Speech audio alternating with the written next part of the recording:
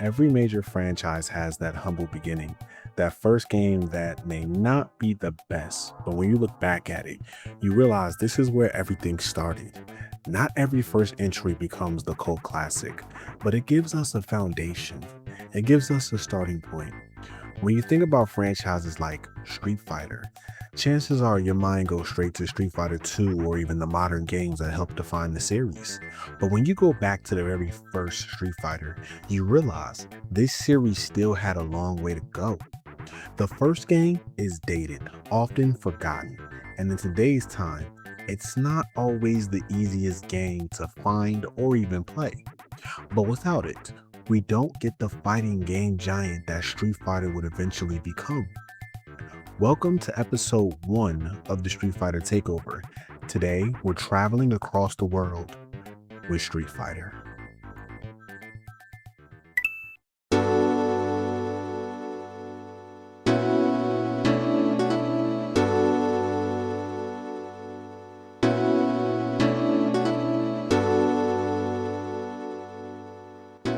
Let's get going. Disgrace to your art. Shoryuken! You ready for this? Attention! Face the might twice. Worthless. Imagine this, no gun, no knife. It's a one-on-one, son.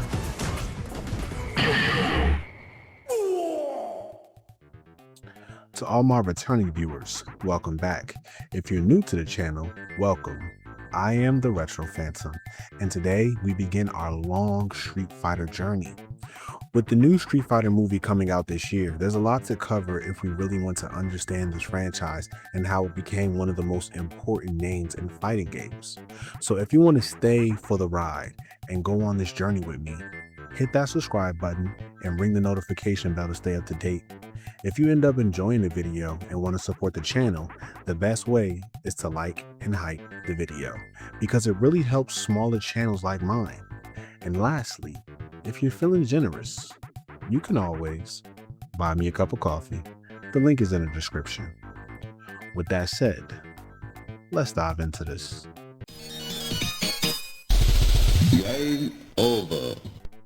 Now understand, this is the first of many Street Fighter videos, and like all my takeovers, we have a lot of groundwork to cover before we get into the games themselves.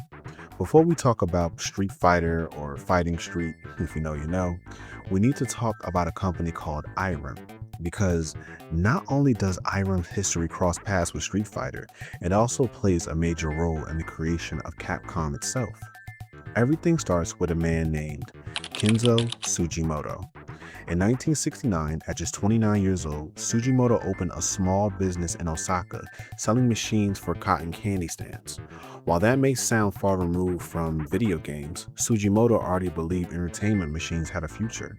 By 1970, he had expanded into the manufacturing of pachinko machines, and his business continued to grow.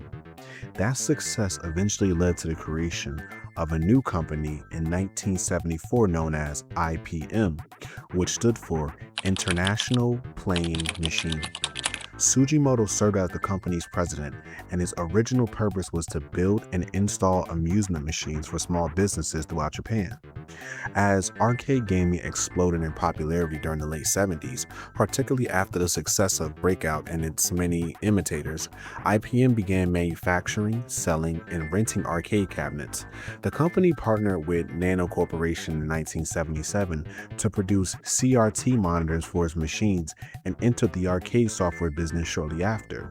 In 1978, IPM released its first arcade game, IPM Invader, a title heavily inspired by Space Invaders. However, the following year, the company received a letter from IBM stating that the name IPM was too similar to their own. As a result, the company changed its name to Irem in 1979, short for International Rental Electronics Machines. As Irem continued to grow, Tsujimoto began looking towards new opportunities. In '79, he established another company called IRM. Keep that in mind because it will become very important shortly. Despite remaining chairman of Irem, during the early 80s, things were beginning to change. In 1980, Nano became the majority shareholder of the company, giving them increasing influence over its direction. Then in 1982, after several disappointing releases and declining sales, Tsujimoto was blamed for the company's struggles and was ultimately removed from his position. For many people, that would have been the end of the story. For Kenzo Tsujimoto, it was only the beginning. After leaving Irem, he took the experience, knowledge, and ambition he had gained over the previous decade and transformed IRM into a new company. That company would become Capcom. Now that we understand the creation of Capcom, it's time to talk about another person who would also play a massive role in the creation of Street Fighter. Takashi Nishiyama. While Kenzo Tsujimoto was busy building Capcom, Nishiyama was making a name for himself at Irem. One of his earliest successes came as lead designer of Moon Patrol, a side-scrolling shooter that became a major arcade hit.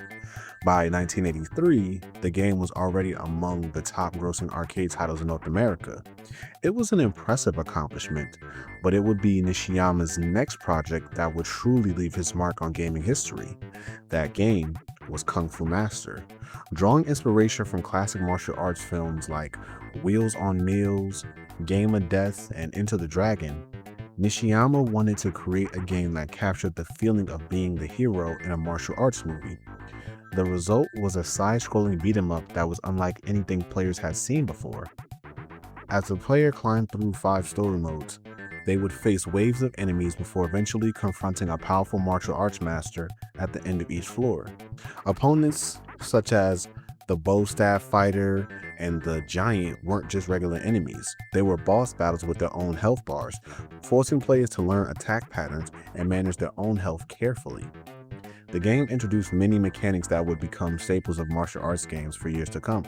Players could perform jump kicks, crouching attacks, punches, and sweep strikes, creating a combat system that felt fast, responsive, and surprisingly deep for that time. The result was a massive success. Kung Fu Master topped the arcade charts in Japan, became the second highest grossing arcade game in America during 1985, and earned praise for its colorful visuals and fluid animation and exciting gameplay. Needless to say, Nishiyama's stock was rising, not just for Irem. While Kung Fu Master was finding success, Kenzo Tsujimoto had been keeping an eye on Nishiyama's work. After leaving Irem and establishing Capcom, Tsujimoto personally invited Nishiyama to join the company.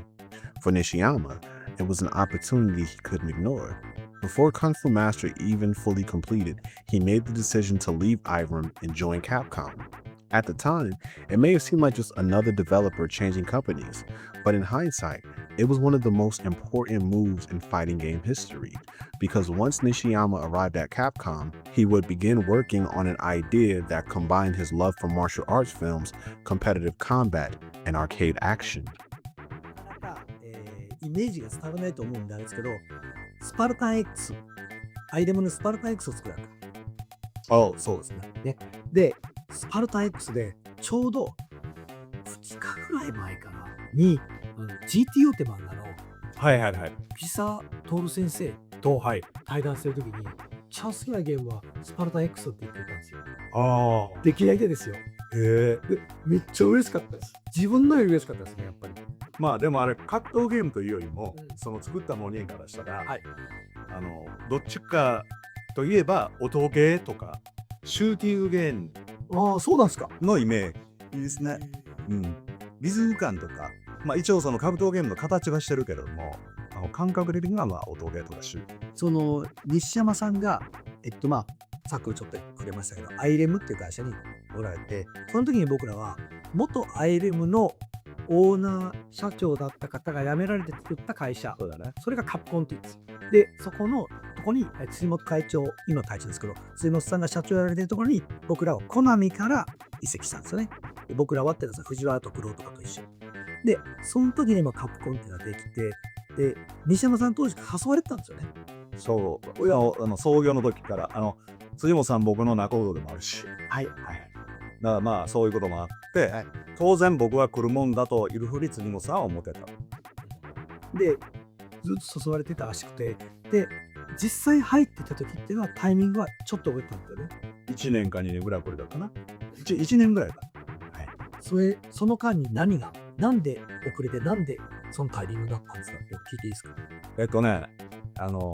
やっぱりアイレンがね、結局もちろんそのゲーム業界ってもともとそのインベーダーゲームですね。が一つのこう起爆剤になって、起爆剤どころさんじゃないですもんね。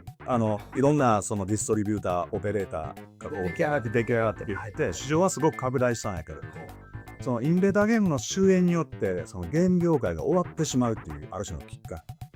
その中でこうセガであったりとかナムコであったりとか、もちろん任天堂もそうやけども、インベーダーゲームの延長線上でいろんなゲームオペレーションあったけども、やっぱり自社でこう開発しないといけない。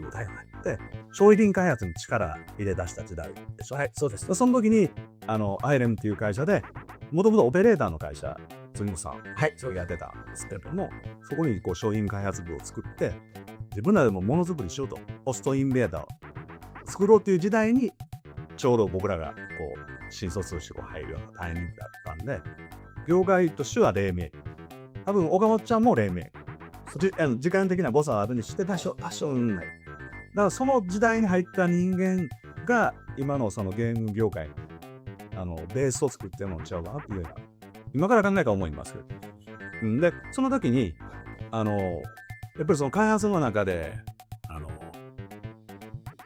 こうやっぱり優秀な人間とそうでもない人間がいるじゃん。それは言いますね。その中でちょうどこうスパルタン X の開発をやってた時期だったんで、それを僕が途中で投げ出してね。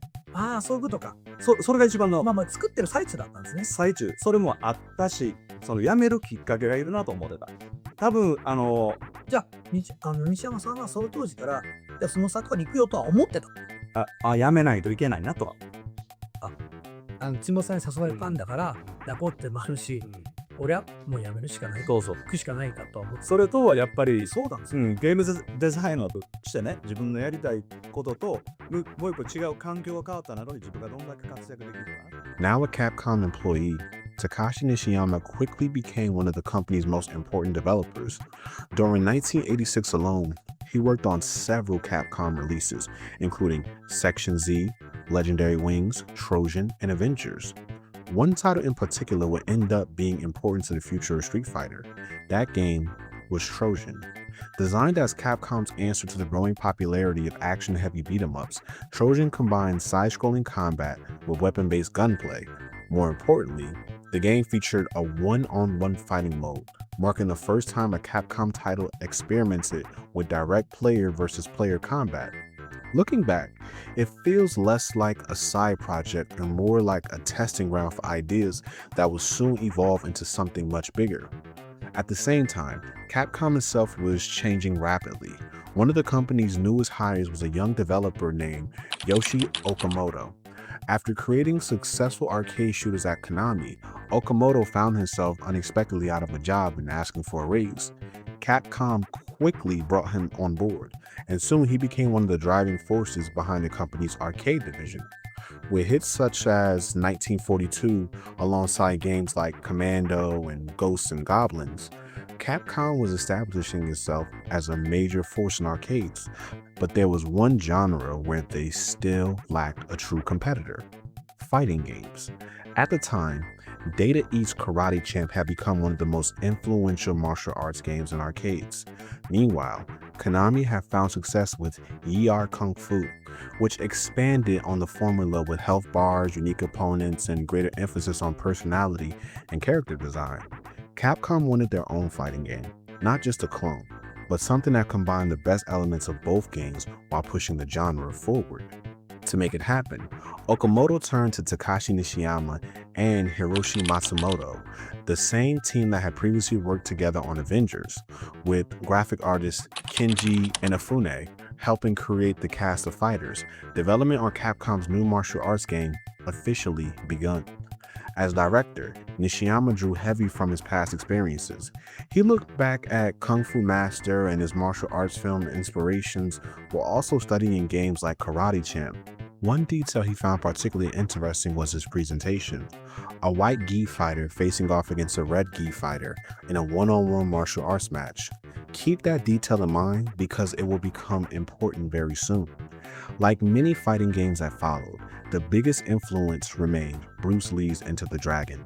Nishiyama envisioned a worldwide martial arts tournament where fighters from different countries would compete against one another, each bringing their own nationality, ethnicity, and unique fighting style to the competition.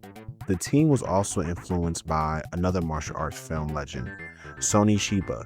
In fact, the title Street Fighter itself was inspired by the American release title of Chiba's 1974 action film, The Street Fighter.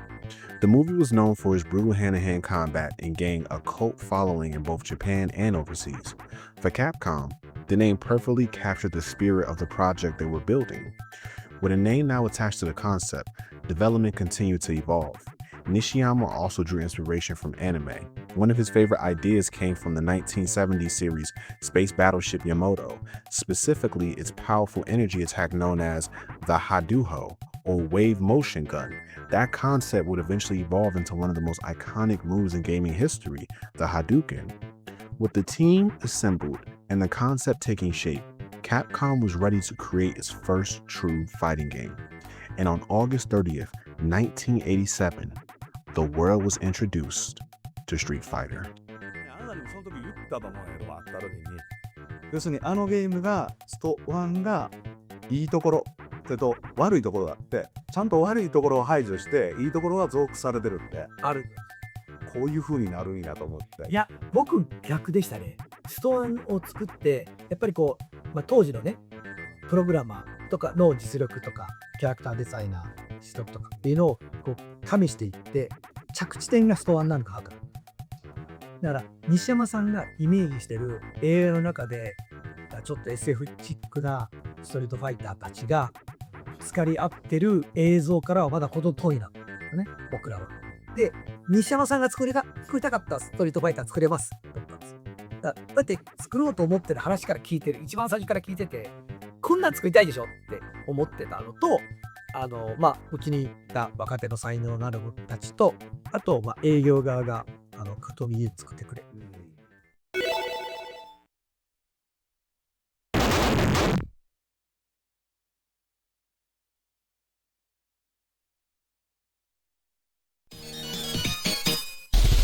Game over. Now, unlike most of my retrospectives, I usually have a dedicated narrative and analysis section where I break down the story and its themes. The thing is, Street Fighter doesn't really have much of a story to analyze. There is a story here, but it's incredibly simple and one-dimensional. Mostly it exists to just give context to the fight themselves. At its core, Street Fighter follows either Ryu or Ken as they compete in a world martial arts tournament. In single player, the player controls one of the two fighters and must battle their way through a series of one-on-one matches against opponents from around the globe. Each fight follows a best 2 out of 3 round format. The objective is simple: deplete your opponent's health bar before they deplete yours. Throughout the tournament, players can travel across countries including Japan, the United States, China, UK, and finally, Thailand. Each location introduces new martial artists with their own fighting styles, creating the feeling that you're competing against the best fighters from around the world. After defeating every challenger, players eventually reach the final boss, Sagat, the reigning champion of the tournament and the strongest fighter in the game.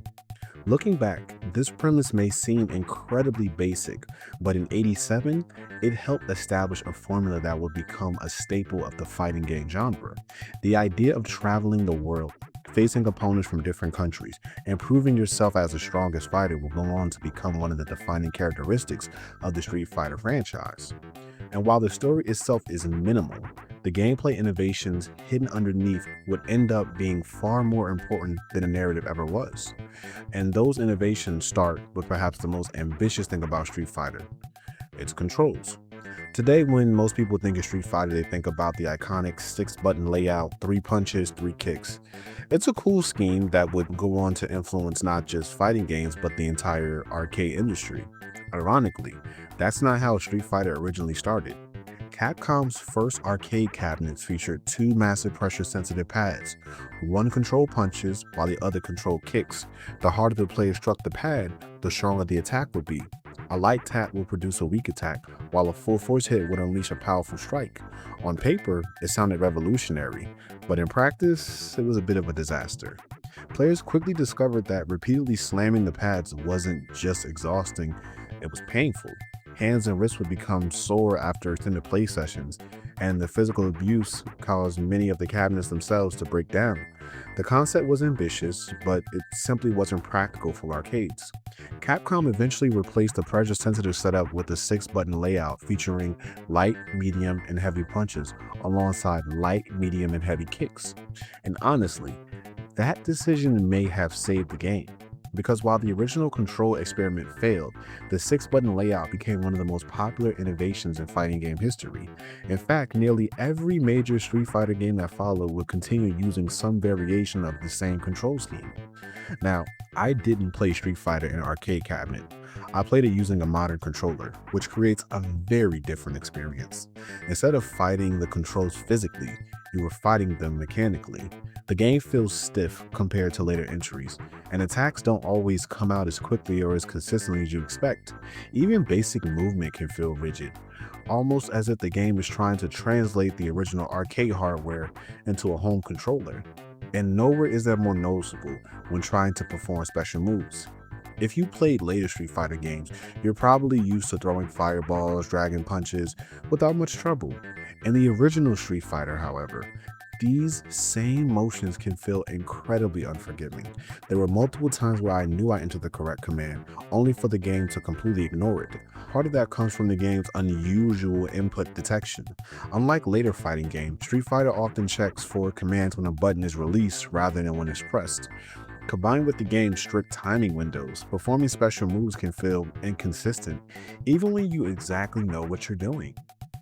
It's one of those situations where modern players might assume they're making mistakes, when in reality, they're wrestling with a game that was still figuring out what a fighting game should even feel like at that time. And yet, despite all of that, hidden within these awkward controls were 3 techniques that will go on to define not just Street Fighter, but the fighting game genre itself: its special moves. Today, moves like the Hadouken and the Shoryuken are recognized by people who have never played a fighting game. They've appeared in movies, television shows, memes, and countless video game crossovers. But in 1987, these techniques felt almost mythical. Unlike modern fighting games, Street Fighter never clearly explained how to perform them. There were no move lists, no training mode, and certainly no YouTube tutorials at that time. Players had to discover these attacks through experimentation, word of mouth, or pure luck. And even when you know how to perform them, actually getting them to come out consistently was another challenge entirely. The first of these attacks was the Hadouken. In Japan, the move is known as Hadouken, which roughly translates to wave motion fist or surge fist. Even in its earliest form, the move was devastating. A successful Hadouken could remove a massive chunk of an opponent's health and completely change the momentum of a match. Then there was the Shoryuken. When I translate this to English, Shoryuken means rising dragon fist. This attack sends Ryu or Ken launching upward with an uppercut and serves as one of the earliest anti-air attacks in fighting game history. And in Street Fighter, it was absolutely ridiculous. The move was unblockable, dealt enormous damage, and if every hit connected, it could instantly end a round. Looking back, it's easy to see why Capcom would spend the next several decades trying to balance this move. Finally, there was the Tatsumiki Senpakayu. While most players know it today as the Hurricane Kick, in Japanese the name translates roughly to Tornado Whirlwind Kick. Ryu and Ken spin through the air while striking opponents multiple times, creating one of the most visually impressive attacks in the game. Like other special moves, it could deal tremendous damage when used correctly, and quickly became one of the defining techniques of the series. The funny thing is that these moves are now considered second nature to fighting game players. Back in '87, they were more like hidden secrets. Part of the reason was the game's unusual input system. Because Street Fighter was originally designed around pressure-sensitive arcade pads, the game often recognizes commands when buttons are released rather than when they are pressed. Combined with extremely strict timing requirements, this makes the original game feel far less responsive than its successors. I can honestly say there were multiple times when I knew I entered the correct motion, yet despite all these frustrations, these three techniques would become the foundation of an entire genre. What began as difficult to execute secret attacks in a relatively obscure 1987 arcade game would eventually become one of the most recognizable moves in video game history. Now, I want to take a moment and talk about the characters, because we have a total of 12 in this game, 2 playable and 10 non-playable ones. Let's start with our 2 playable fighters. First, we have Ryu. Now, if you never played a Street Fighter game, you still probably heard the name before. What's interesting is Ryu's name translates roughly to dragon, which is fitting considering his signature technique, the Shoryuken, literally means rising dragon fist. The character was heavily inspired by legendary martial artist Mas Oyama, the founder of Kyokushin Karate. Game director Nishiyama was a huge fan of Oyama and drew inspiration from both his fighting philosophy and the manga and anime series Karate Master, which itself was based on Oyama's life. Looking back, it's easy to see why Ryu became the face of the franchise, even though in his first game he embodied the wandering martial artist seeking to improve himself through combat. Next up, we have Ken Masters. While Ryu represented discipline and tradition, Ken drew much of an inspiration from American martial artists. His design was influenced by full contact karate champion Joe Louis, while his blonde hair and aggressive attitude and flashier fighting style were inspired by kickboxing legend Benny the Jet Urquidez. At this point in the series, Ken was essentially an alternate version of Ryu. The two shared the same exact moveset and animations. It wouldn't be until later entries that Capcom would begin giving Ken his own identity and personality. Now let's go on to the non-playable characters. You can start with Japan. You have Retsu and Geki. Retsu is a master of Shorinji Kenpo, who was supposedly expelled from his temple due to his violent nature and use of forbidden techniques. What I find interesting about him is that he represents a classic martial artist movie archetype, the fallen monk, the warrior who strayed from his techniques and now uses his skills for personal glory rather than enlightenment. Next up, we have Geki, and if you wonder where Capcom's obsession with ninja started, look no further. Geki is a claw-wielding ninja assassin who attacks with shuriken and aerobic strikes.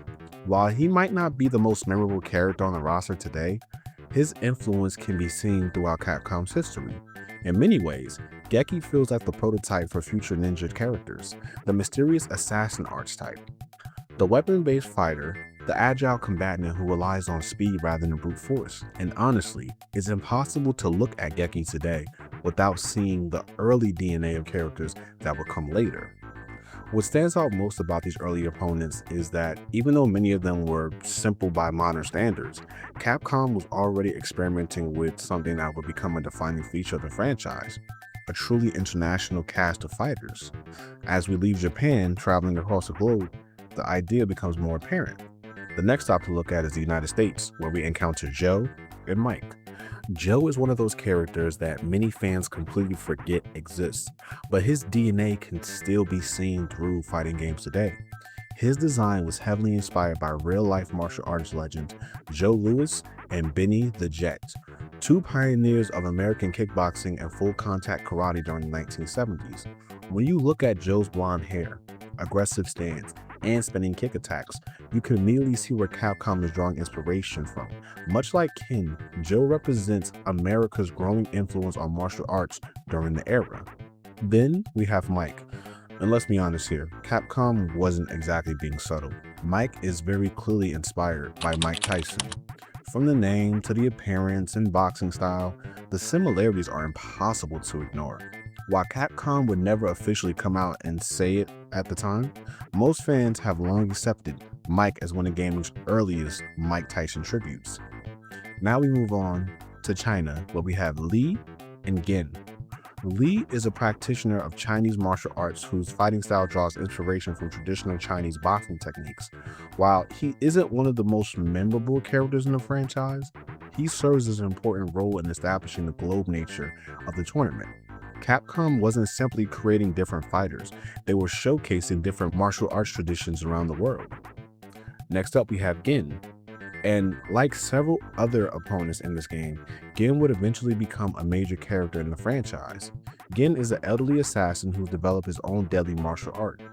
His design embodies one of the oldest tropes in martial arts cinema, the frail old master who secretly possesses unbelievable skill.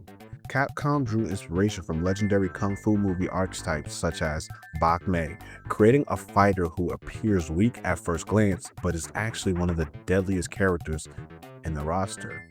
What's fascinating is that while many Street Fighter 1 characters would disappear forever, Gin would eventually return decades later and become one of the most respected fighters in the series lore. Now, let's go to Great Britain, where we face Birdie and Eagle. Birdie is perhaps one of the most interesting examples of how much the franchise has changed over time. Today, most fans know Birdie as a massive chain-wielding brawler from later Street Fighter games. Back in 1987, however, he was presented as a British punk heavily inspired by the late 1970s punk rock movement. His large frame, mohawk hairstyle, and rebellious attitude were heavily influenced by characters from Fist of the North Star, giving him a look that immediately stood out from the rest of the roster. Then there's Eagle. Eagle remains one of the coolest looking characters in the original game.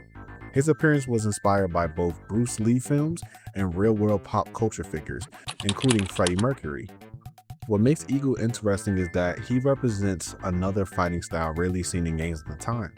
While most developers focused on karate and kung fu, Eagle brought weapon-based combat into the tournament, helping each fighter feel a little bit more unique.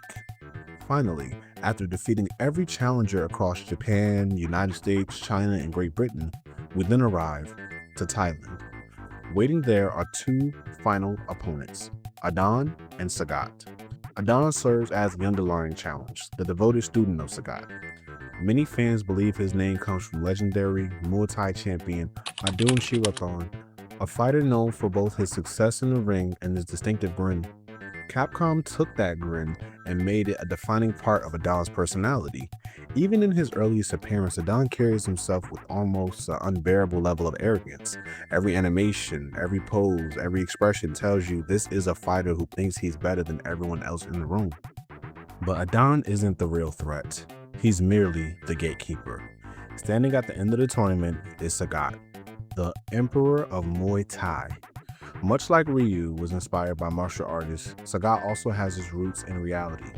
His name comes from Muay Thai legend Sagat Pechindi, one of Thailand's most respected fighters. Capcom combined that inspiration with elements of other martial artist icons to create a character who looked almost superhuman. Standing over 7 feet tall, wearing an eye patch, and possessing enough power to take enormous chunks of your health bar with a single attack, he feels less like a tournament competitor and more like a final boss. And obviously, that's what he's supposed to be designed for. Looking back, it's amazing how many characters from the original roster faded into obscurity while others continued to grow into the overall Street Fighter lore. So, after spending time with the original Street Fighter, the big question becomes, how does it actually hold up today? Well, that answer depends on entirely what you're looking for. Let's be honest, most people watching this video are not going to track down an original arcade cabinet. You're probably going to experience this game through the Street Fighter 30th Anniversary Collection, an emulator, or some other modern re-release using a controller. And that's exactly how I played it. The first thing you'll notice is that the game feels incredibly stiff. Movement lacks the fluidity that most fans have come to expect from later entries. Characters feel heavy, attacks can seem delayed, and the overall pacing is much slower than what most players associate with the series today. But the biggest issue is undoubtedly the controls. Even using a modern controller, Street Fighter constantly feels like it's fighting against you. There were multiple moments where I knew I had entered the correct command for the Hadouken or the Shoryuken, only for nothing to happen. Then, moments later, I accidentally performed the exact move while trying to do something completely different. It's one of the strangest feelings I've experienced in a fighting game. Not because the commands themselves were difficult, we've all thrown thousands of fireballs throughout the series. The problem is that Street Fighter was built before the genre had truly established a standard for responsiveness and input design. The result is a game where every special move feels like a small victory. Visually, however, I found myself appreciating the game more than I expected. Sure, the character designs were simple compared to later entries, but there's a certain charm to seeing these early versions. Seeing Sagat before the chest guard, seeing Birdie before his redesigns, seeing a roster that was still trying to figure out what Street Fighter would eventually become, it's almost like looking at an old photo album. The soundtrack falls into a similar category. While the audio quality is obviously dated, many of the stage themes have a surprising amount of personality. Some are catchy, some are bizarre, and a few sound like they were created on completely different planets. But they all contribute to the game's unique identity. And then there were also those voice clips. I with you. They're terrible. Look though, but don't forget there are many gold that are all over the world. Absolutely terrible. You've got a lot to learn before you beat me. Try again, kid. Game over. And somewhat I mean that as a compliment. The Month of Victory quotes, the awkward delivery, and the unintentionally hilarious voice acting somehow add to the game's overall charm. It's the kind of thing that makes you laugh today, but also reminds you just how experimental arcade games were during the late 80s. Ultimately, I don't think Street Fighter is a game most modern players will fall in love with. If you're looking for a competitive fighting experience, there are countless better opinions, including nearly every sequel in this franchise. But if you're interested in gaming history, that's where the original Street Fighter becomes fascinating. You can see the foundation, the worldwide tournament, the international cast, the 6-button layout. All those pieces are here. They're rough, unpolished, and sometimes frustrating, but they're here. And while Street Fighter 2 would eventually perfect the formula, none of it happens without this game taking the first step. That's why I don't view Street Fighter as a bad game. I view it as a product of its time, a fascinating experiment that didn't fully work, but one that changed fighting games forever. Game over. Like many successful arcade games in the late 80s, Street Fighter quickly found its way onto various home platforms. Throughout 88 and 89, the game was ported to systems like the ZX Spectrum, Commodore 64, Amiga, Atari ST, MS-DOS, and several others. Most of these versions were handled by third-party developers and were designed to bring the arcade experience into players' home during the time when arcade hardware was far more powerful than the average home computer. The problem was that translating Street Fighter into these systems wasn't exactly easy. The arcade game already struggled with responsiveness and controls, and many of the home ports had to make further compromises due to hardware limitations. As a result, most of these versions felt less like arcade-perfect conversions and more like scaled-down interpretations of the original game. For many players, these ports became curiosities rather than the definitive way to experience the game. However, before we talk about the TurboGrafx CD version, we need to address something that may confuse some people. Why is the game sometimes called Street Fighter and other times it's called Fighting Street? The answer comes down to trademarks. When Capcom prepared the game for its TurboGrafx CD release, they ran into a problem. The title Street Fighter couldn't be used in certain regions due to existing trademark conflicts involving the phrase street fight. Rather than licensing the name or entering a legal dispute, Capcom took the simplest route possible. They swapped the words. Street Fighter became Fighting Street. It's one of the strangest name changes in gaming history because technically both titles mean similar things, yet one became the more recognizable of the two names, while the other may sound like a knockoff game sold at a flea market. The funny thing is, despite the new name, Fighting Street is still the exact same game at its core. The biggest differences came from the hardware itself rather than the title screen. But the name wasn't the only thing that changed. Because the TurboGrafx CD controller only featured 2 face buttons, Capcom had to completely rethink how players performed attacks. The arcade version relied on either 6 attack buttons or the infamous pressure-sensitive punch pads. Neither option was possible on the TurboGrafx CD. Their solution was surprisingly creative. Instead of assigning separate buttons for light, medium, and heavy attacks, players will hold a button down for different lengths at a time. The longer you held the button, the stronger the attack would be when you released it. In a weird way, it was actually closer to the original pressure pad concept than a 6-button arcade version. The result was a version that feels less like a direct port and more like an attempt to translate Capcom's original design philosophy onto something completely different in hardware. The TurboGrafx CD version also featured arranged CD quality music, giving it arguably the best soundtrack of any version of the original Street Fighter.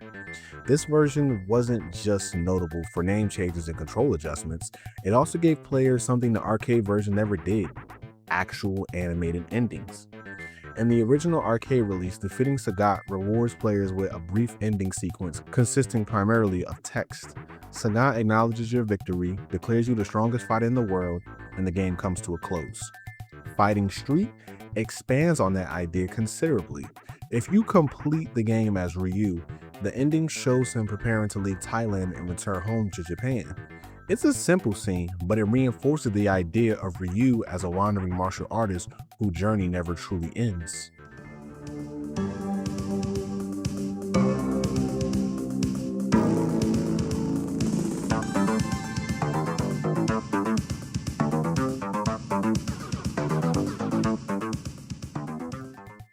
Ken receives his own unique ending as well. Rather than quietly returning home, Ken is shown arriving back to the United States, where reporters and photographers eagerly await the tournament champion. The scene fits Ken's personality perfectly, portraying him as a fighter who embraces the spotlight far more than just a Japanese counterpart.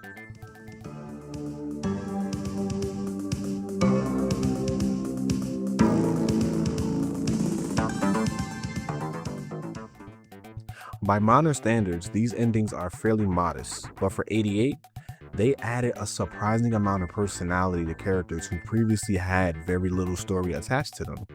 Looking back, these scenes almost feel like Capcom testing ideas that will later become a major part of the franchise. Future Street Fighter games would become known for giving each fighter their own ending, rivalries, motivations, and character arcs. In many ways, Fighting Street gave players an early glimpse of what that future would eventually look like. Whether that makes it better than the arcade version is certainly debatable, but it definitely makes it the most unique as a home console. Today, however, most players won't experience any of these older ports. Instead, they'll likely encounter Street Fighter through collections like the Capcom collection for the PlayStation 2 or the Street Fighter 30th Anniversary collection for the PS4. These releases preserve the original arcade version and provide what's possibly the most accessible way to experience the game today. And honestly, it's probably for the best, because while the various ports are fascinating pieces of gaming history, the arcade version remains the closest representation of what Capcom originally envisioned back in 1987. Game over. When Street Fighter first arrived in arcades in 1987, the reception was far more positive than many people would expect today. Looking at the game through modern eyes, it's easy to dismiss it as a clunky prototype for what would eventually become Street Fighter the franchise. But back then, players had never seen anything quite like it. Critics praised the game's larger scale sprites, detailed backgrounds, and ambitious combat system.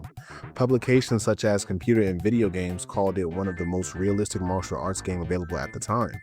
Their article stated, "Street Fighter is one of the most realistic martial arts combat games, a sort of street Olympics with opponents from Japan, USA, China, Thailand, and England. The character sprites are huge, and background graphics are spectacular with colorful street scenes." The article would even speak on how gamers were with the game, stating, "Street Fighter is probably the first arcade game which left players in sweaty, exhausted heaps after a long session. You can always tell when the machine is in use from the thumps, thuds, and grunts coming from that corner of your local arcade." Others highlighted the game's huge cabinet, international roster of fighters, and the secret techniques hidden beneath the surface. The game's pressure-sensitive punching cabinet received a lot of attention as well. Players could hit the pads harder to throw stronger punches and kicks. That feature felt revolutionary for 1987. Unfortunately, it was also one of the game's biggest problems. The cabinets were expensive, prone to breaking, and many players complained that they were physically exhausting to use. As a result, Capcom eventually shifted focus to the now famous 6-button layout that would later become synonymous with the franchise. Commercially, the game found respectable success. While the original pressure pad cabinet struggled, the 6-button version sold significantly better and helped Street Fighter climb Japanese arcade charts through late 1987 and into 1988. At one point, it even became the #1 arcade game in Japan. But as the years passed, opinions on the original Street Fighter did begin to change. A lot of it has to do with what happened 4 years later when Street Fighter II released in '91. It didn't just improve on the original formula, it completely redefined it. Suddenly, players had smoother controls, a larger roster, better balance, more personality, and a gameplay system that rewarded skill rather than experimentation. As a result, the original Street Fighter became trapped in the shadow of its own sequel. Today, many fans view the game as slow, awkward, and frustrating. The special moves can be difficult to execute, the combat lacks the depth players expect from modern fighting games, and many of the characters are little more than rough concepts compared to what they would eventually become. Yet, despite all the flaws, it's important to remember what Street Fighter accomplished. This was the game that introduced Ryu. This was the game that introduced Hadouken, the Shoryuken, and Sagat. This was the game that established the concept of a worldwide martial arts tournament featuring fighters from different countries and fighting styles. Without Street Fighter, there is no Street Fighter II. And without Street Fighter II, there's a strong argument that the fighting game genre never becomes what it is today. So while the original game may feel like a product of its time, and in many ways it absolutely is, it also deserves credit for laying the foundation for one of the most important franchises in gaming history. Game over. Now, being completely honest, there's a huge number of gamers who have played Street Fighter over the years, and for most people, this game was not their introduction to the franchise. Truthfully, it wasn't mine either. Going back and playing the original Street Fighter felt like opening a time capsule. There were moments where I genuinely appreciated what I was looking at. As someone who enjoys retro games, it's fascinating to see where one of gaming's most important franchises started.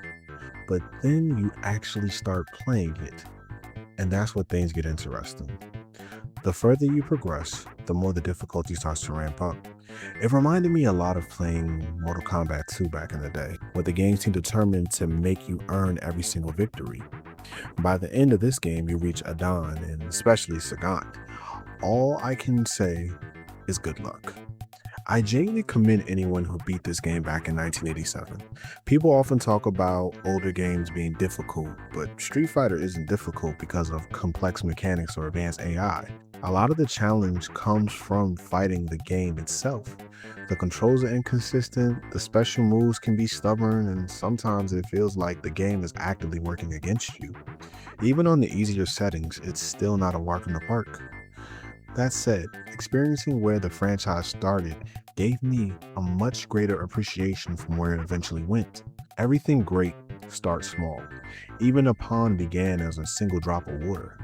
Without this game, there is no Street Fighter II. There's no Alpha Series, no Third Strike, no Street Fighter 6. None of that happens without this awkward, experimental first step.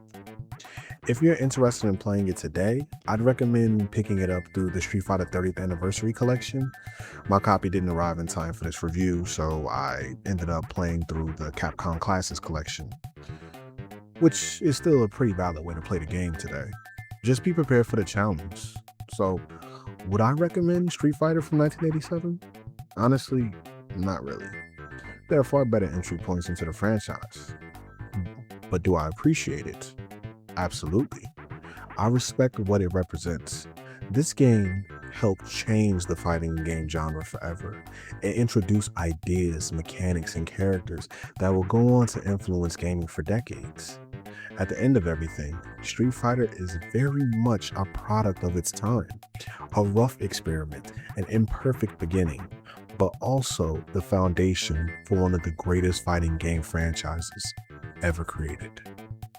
If you made it to the end of this video, I truly appreciate it. This one was a little shorter than some of my usual retrospectives, but thank you for tuning in and rocking with me as always. We've got a lot more Street Fighter videos coming down the pipeline, so if you enjoyed this video and you want to join me on this journey, the best way to do so is by subscribing to the channel. We're getting closer to that 10,000 subscriber mark, and every single one of you helps make that goal possible. If you want to support the channel, the best thing you can do is like and hype the video, because it really helps smaller creators like myself in the YouTube algorithm. And if you're feeling generous, you can always buy me a cup of coffee. Link is in the description. With that said, this is the Retro Phantom, signing out.